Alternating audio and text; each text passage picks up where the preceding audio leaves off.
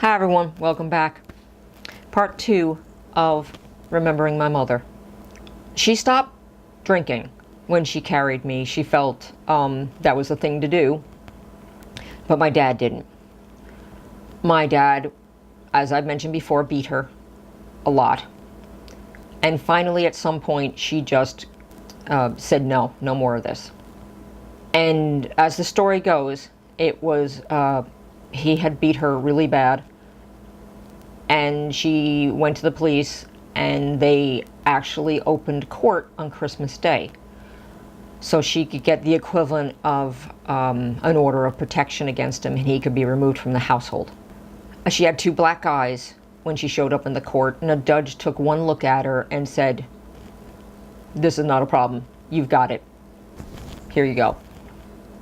So I lived with my mom after that. She didn't get a job. I knew at times when I was very little, like when my dad wasn't there, she would, like one time my dad just up and left and went back to Alaska, and she was by herself for about a year. She took in laundry, and that's how she made ends meet. And my grandmother helped financially, if I understand correctly. They officially married when I was 5 because social services at the time said she had to marry my dad. So they got married. I remember I made homemade confetti, made a mess. I got in all the food, but she was cool about it. She was just like, is that cute? But she didn't get a job after that. It may have been that she believed she should be a stay-at-home mom to take care of me, but whatever the case was, she stayed on the social services, and that was for the rest of her days until she was old enough to roll over into Social Security because she became sickly. She had always had, apparently, I guess, some medical problems with her, but finally, I think I was about 9. Oh, I forgot about the fire. There was a fire just before my 8th birthday. We lost the house. She lost a best friend in the fire, which was extremely traumatic for her. She had wanted to run back into the fire, and the firemen held her back, 2 of them, and said, no, you can't go back in. She's like, I have to get him. He's in there. I have to. And she and I were separated for about a week while I ended up at a friend's house while she tried to find housing. I don't know how she did it. She never explained how she did things. She just made them happen. And I probably, had I been more mature and understanding and less ignorant of the human condition, I probably should have seen the amazing things that she pulled out of the hat when we were in times of stress and dire need. So she found us another apartment. We did stay for a couple months at my aunt's house, which was not fun. But eventually, somehow she acquired money or borrowed it or begged it. I don't know what the deal was, but she did. We found an apartment. We were on the floor for some months as eventually she got used beds and mattresses. And we got set up. We stayed in that apartment till I brought home a dog. And she felt sorry. She took one look at it and she said, oh, I guess we're looking for an apartment.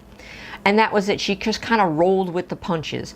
She never lost her temper. She never railed and riled. I mean, don't get me wrong, she did lose her temper, but not at life. She just kind of accepted what life gave her. And like, oh well, let's see what we can do with what we've been handed. She too, as I said, was a storyteller. She told her stories about her life, much to my chagrin. And we went on. She never dated, except for one gentleman one time when I was about 14 years old. Some gentleman strolled into town and she ran into him. She didn't go to the bars. Like I said, she stopped drinking. She would go drinking once a month when the check came in. And she'd do her one party and enjoy it. And probably come home, puke her brains out and whatever. She became a diabetic.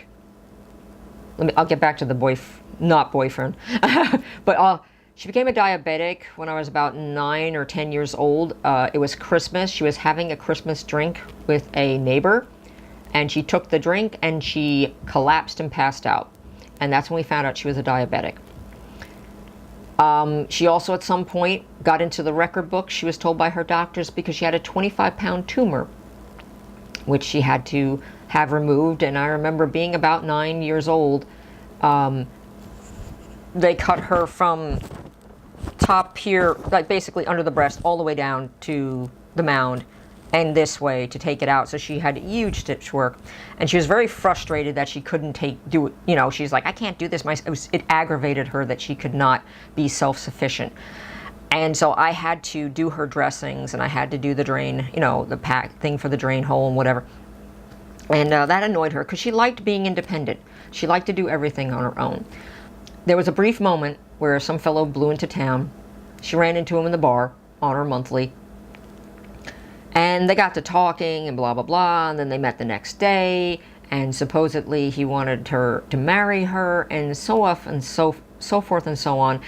And I'm all excited because, you know, he's got money and we won't be on welfare anymore and everything. And after about 4 or 5 days, she would go, after her thinking about it, she goes, no, I'm not going to do this. And of course, I'm a kid. I didn't understand. I was like I said, 13, 14 years old. And I was just like, what? This doesn't make any sense.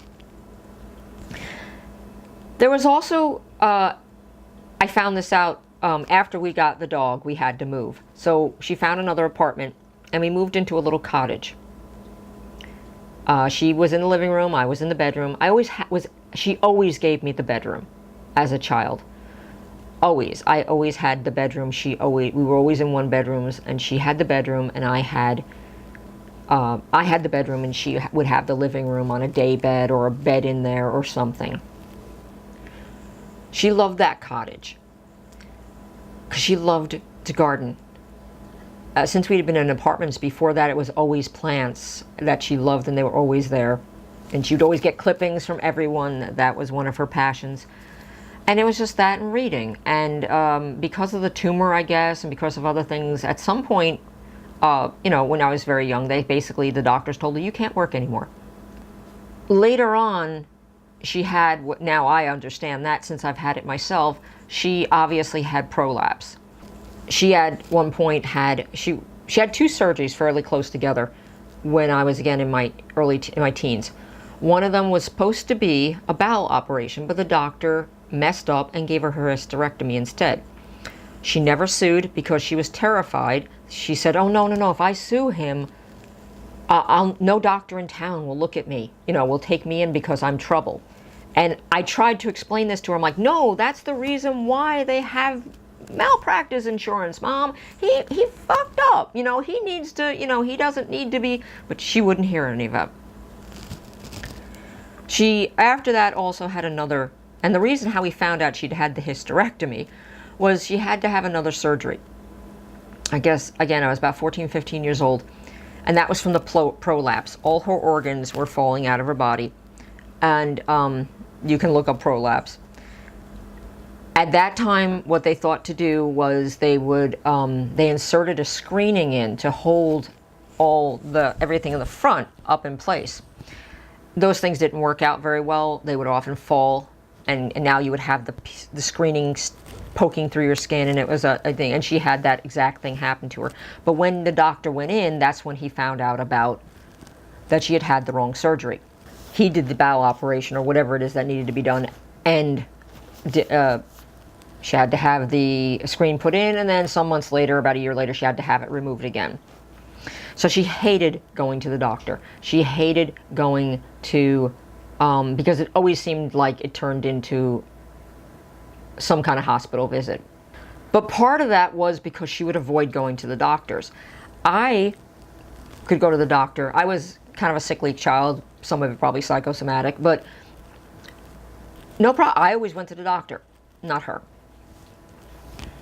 And by the time she went, it was already too late, and now we had to have some kind of surgical procedure again. We also started with the thing of there was always chances. I remember the surgery that she had when I was about, I guess it was I don't even remember what it was. And they basically told her that she only had a 40% chance of surviving it, that she could die on the table. And I remember preparing for that emotionally, and that I would end up living with my grandma and it'd be okay and so forth and so on. But she lived through it. I remember taking the bus to go see her in the hospital, and she was chafing at the bit to get out. I hate being in these places. I can't stand them. Don't let you do anything. They strap, they kind of tight with all the things in your body. You're stuck in the bed, and she loved her freedom. So time marched on. We had a falling out. As I got to be about 17 years old, she suddenly started, I had always been allowed to be independent. I was responsible. I was allowed to do whatever I wanted because she knew I wouldn't get in trouble. I had quit school. I started working, and we had a falling out around about that time. She suddenly was like, "Where are you going? Why are you going out?" I said, "Ma, I work 5 days a week. I'm allowed to go out one night. I'm fully employed, etc., etc." And that's when our relationship, at least somewhat, started breaking down. And she's like, "You're never home." "I go to work 5 days a week. What do you mean I'm never home?" I guess she was afraid I was going to leave her, but with our interactions, I felt like I was getting pushed away. I wanted to leave because she was now trying to put the collar on me when I had never had a collar on my entire life, because I didn't need one. So when I was 18, I left home, and she was by herself. I'm going to end right here. I want to thank you for listening. Please like, comment, and subscribe, and we'll continue forward with remembering my mother. Bye-bye.